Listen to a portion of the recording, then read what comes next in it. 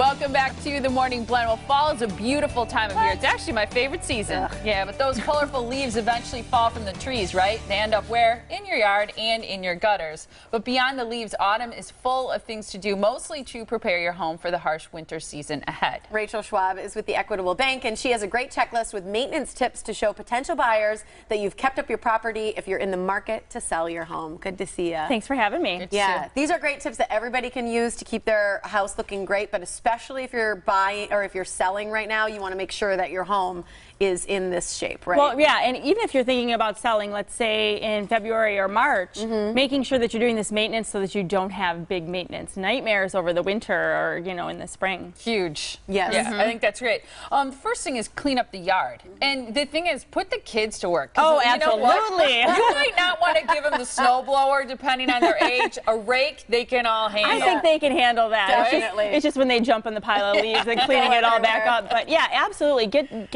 rid of all the dead leaves in your yard, plants that are shriveled and browning, and it's time to just clean it up. You don't want your yard to look like you don't care, you don't maintain the plants in your yard. Yeah, we all know whose house on the block that is, right? Right, yeah, you know, because they have, like in the summer, they have a dead tree, Yes. and they have, so you know, make sure that people realize that you take care of your yard. It's something you care about. And also in the fall, you want to continue to have your, especially if you're selling, have your grass look as green as possible. So make sure that you're cutting it at proper times, even watering if you need to. Yeah. Making repairs on your roofs, your siding, and your windows are very important. Really important. That's important if you're selling because obviously those are things that you need to take care of. Or but those they are take money off your price, right? Right, exactly. But you want to make sure that those things are taken care of because those are harder repairs to do in the winter when you find out that, oh my gosh, the roof is leaking and now, you know, it's below zero. Yeah. This is a big one. This is something I just did recently on the late side, and that is shutting off those outside faucets. And a lot of people are like me where they have them in the front and the back of the house, and you just don't think about it. I happen to think about it because one of them was leaking. Oh, otherwise, okay. I might not have even thought about it. Yeah, most houses have a front and a back. They have their hoses out there for the summer. It's a good time to get all the water out of those, shut off the faucets inside the house because you don't want those pipes to burst because that's going to be a maintenance nightmare.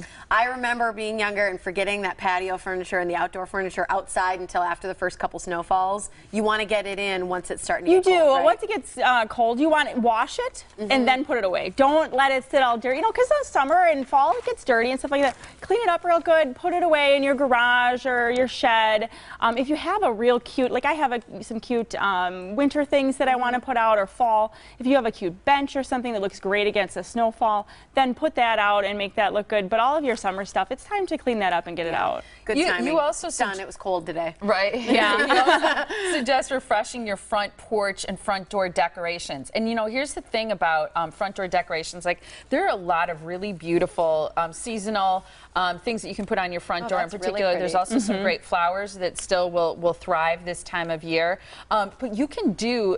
There are a lot of discount stores that have beautiful things where you don't have to spend a fortune. Oh, absolutely. You can go to Target and find a really pretty fall wreath or some kind type of door decoration.